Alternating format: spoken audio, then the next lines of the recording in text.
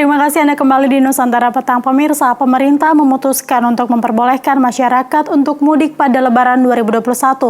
Untuk itu pemerintah akan membuat persyaratan atau tata cara yang ketat sehingga angka positif COVID-19 tidak membengkak. Kementerian Perhubungan pun menyiapkan mekanisme pelaksanaan mudik yang ketat dan memfokuskan tracing terhadap mereka yang hendak bepergian. Lalu apakah akan ada jaminan tidak terjadi klaster baru akibat mudik ini karena dikhawatirkan akan terjadi kerumunan? Untuk itu kami akan membahas dalam dialog Nusantara Petang selengkapnya.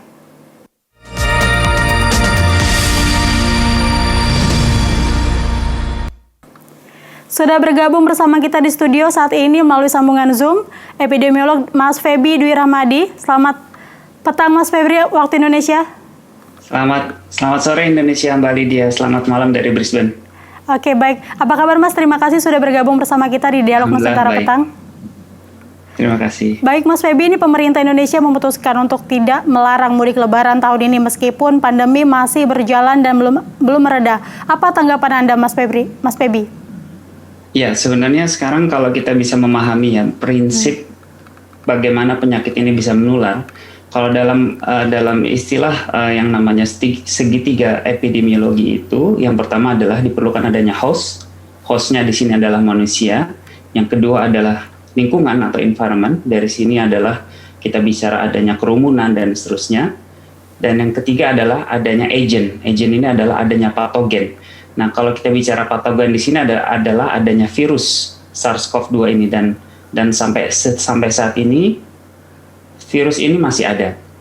Jadi kalau kita lihat kalau ada interaksi antara host manusia, lalu adanya lingkungan ya environment dan adanya patogen itu, maka disitulah akan terjadinya penularan. Jadi kalau tadi bicara tentang mudik, ya mudik itu akan yang namanya kan berarti secara massal ya, mudik itu secara massal. Kalau kita bicara bahwa kita masih harus menerapkan yang namanya 5M, yang namanya 5M itu termasuk adalah menjauhi kerumunan, mengurangi mobilitas. Itu sebenarnya sudah tidak masuk. Ya, jadi sebenarnya kalau kita melihat dari potensi penularan virus ya, apalagi sebenarnya tahun lalu kan sebenarnya ada himbauan tidak mudik, tapi kasus tetap membengkak. Jadi kalau tadi dikatakan bahwa akan diupayakan cara-cara yang ketat sehingga kasus tidak membengkak, sebenarnya kasus sekarang sudah membengkak, Mbak Lydia. Jadi dengan kalau misalkan ternyata nanti mudik diperbolehkan, maka bisa diekspektasikan, bisa diramalkan kasus ini akan bisa semakin membengkak. Karena sebenarnya itu yang menjadi salah satu kunci dari bagaimana kita bisa mengendalikan virus ini. Kalau kita melihat dari misalkan contoh kasus di Australia, di New Zealand, di Taiwan, di Vietnam, salah satu kunci untuk bisa mengelola virus ini, pandemi ini adalah dengan mengurangi mobilitas. Makanya sebenarnya di sini pemerintah harus benar-benar bisa menghitung dengan bijak. Kalau tadi bicaranya tentang misalkan tracing, ya sementara sekarang sebenarnya kemampuan tracing kita masih sangat rendah. Kalau misalkan ada satu orang yang terkena kasus, itu seharusnya ada puluhan atau bahkan ratusan orang lainnya yang harus dilakukan tes untuk dilihat dari mana sumber penyakitnya. Nah, kalau misalkan dengan kondisi sekarang saja, tidak mudik saja atau belum ada mudik saja itu masih sangat rendah. Nah, bagaimana nanti? Belum lagi nanti kalau menyebar ke pelosok-pelosok, ke desa-desa yang dulunya mungkin tidak ada kasus di sana. Nah, ini akhirnya bisa menjadi ada kasus baru. Demikian, Mbak Lydia. Baik, Mas Feby, ini pemerintah memutuskan untuk tidak melarang mudik. Dari sisi kesehatan, melaksanakannya di tengah pandemi, apa resikonya, Mas? Ya, resikonya kalau menurut saya akan jadi penyebaran kasus di daerah-daerah yang dulunya tidak ada kasus. Walaupun sekarang di Indonesia mungkin semuanya sudah hampir rata semuanya ada kasus. Nah, tapi kan kita tidak itu yang bisa menjadi potensi yang pertama. Yang kedua adalah terjadinya ini kalau kita bicara tentang kemampuan rumah sakit untuk menerima pasien. Ya, kalau di Jakarta saja, Jakarta, Jawa Barat itu sudah kewalahan sebenarnya. Ya, kalau 2 hari yang lalu saya berdiskusi dengan salah seorang dokter di Jakarta dan mereka mengatakan bahwa kita ini sudah banyak sekali kasus yang sudah kita tangani. Nah, bagaimana kalau kasus-kasus itu terjadi di daerah-daerah yang dimana tentunya fasilitas kesehatannya kalau dibandingkan dengan DKI Jakarta, Jawa Barat, tentunya jauh di bawahnya atau paling tidak di bawahnya. Nah, ini kemampuan untuk misalkan kapasitas tempat tidur di ICU, kapasitas rumah sakit, ya ventilator dan sebagainya, itu apakah sudah memadai?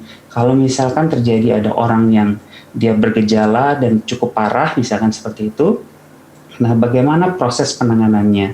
Nah ini yang juga mungkin perlu diperhatikan, jadi tidak hanya berbicara mudik, karena kalau mudik itu kan sebenarnya perpindahan dari satu tempat ke tempat yang lain, nah, tapi kan dia akan melalui proses, ya apakah dia naik kereta, apakah dia naik bis, pesawat, naik mobil dan sebagainya, dia kan akan berhenti-henti dan sebagainya. Dan ini yang sebenarnya berpotensi untuk menularkan atau dia tertular. Karena sebenarnya yang perlu ditekankan di sini adalah bahwa vaksin itu tidak, ya saya sampaikan, vaksin itu bisa saja kita tetap tertular atau bahkan kita terkena virusnya, tapi kita tidak bergejala dan kita bisa menularkan ke orang yang lain.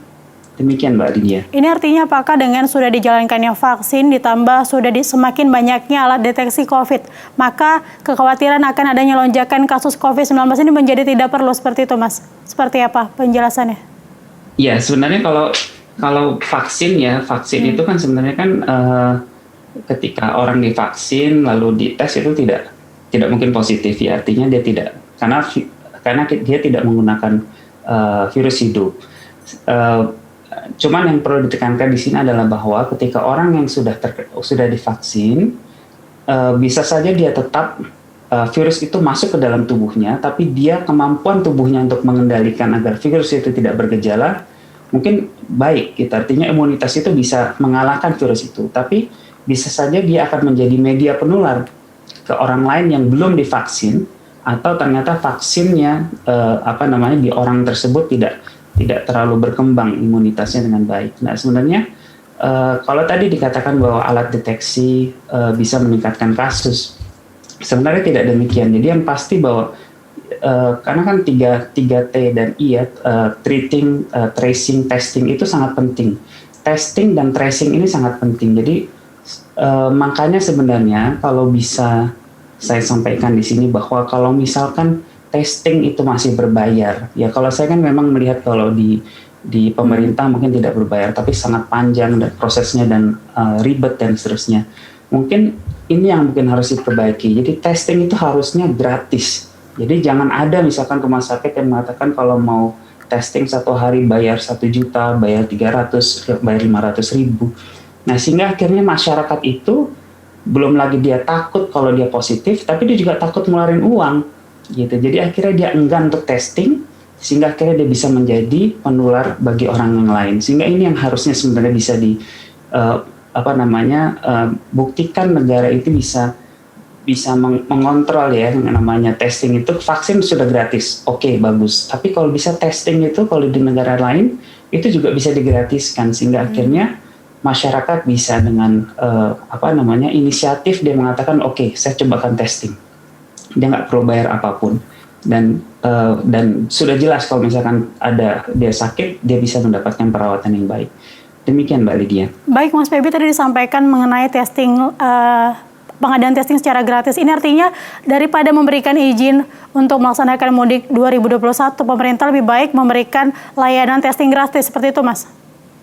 Iya Mbak Lydia, jadi sebenarnya teman-teman di rumah sakit itu sudah sangat berteriak sebenarnya mereka. Ini masyarakat harus dikontrol mobilitasnya. Bahkan kalau kita bicara bukan mudik, kontrol mobilitas setiap hari saja itu kan sudah sangat luar biasa. Orang itu berpindah dari tempat satu ke tempat yang lain, dari satu kabupaten ke kabupaten yang lain, satu provinsi ke provinsi yang lain. Nah, disinilah akhirnya terjadinya penularan yang sangat luar biasa. Dan belum lagi tadi dikatakan banyak orang yang juga mungkin protokol kesehatan tidak dipenuhi dengan seksama gitu ya. Kalau ada petugas baru pakai masker, kalau tidak ada petugas tidak pakai masker. Dan sebenarnya ini yang harus bisa daripada kita berbicara tentang memberikan izin, tapi bagaimana kita tadi yang seperti Mbak sampaikan bahwa kita kejar virus ini. Jadi tahun 2020 kita dikejar virus, tapi 2021 kita mengejar virus. Kita cari sampai ke ke akar-akarnya, ibaratnya seperti itu. Kalau di sini di luar negeri itu sampai virus itu dicari di tempat pembuangan limbah gitu, karena kan dari orang yang sakit itu bisa virus itu masih bisa ada di fesesnya, masih ada bisa di tinjanya. Nah, sehingga akhirnya bisa dicari virus ini. Jadi benar-benar dicari. Jadi kita sedang kita kejar itu virus. Nah, ini yang sebenarnya kalau bisa Indonesia tahun 2021 ini, mari kita kejar virus ini sehingga nanti 2022 kita sudah bebas dari virus ini dan kita insya Allah bisa mudik dengan baik, kira-kira seperti itu. Baik Mas Feby, ini setahun masa pandemi menurut Anda sektor yang paling memiliki kontribusi besar bagi penyebaran wabah COVID-19 sektor apa Mas? Namun jangan dijawab dulu, kita akan lanjutkan perbincangan usai jeda.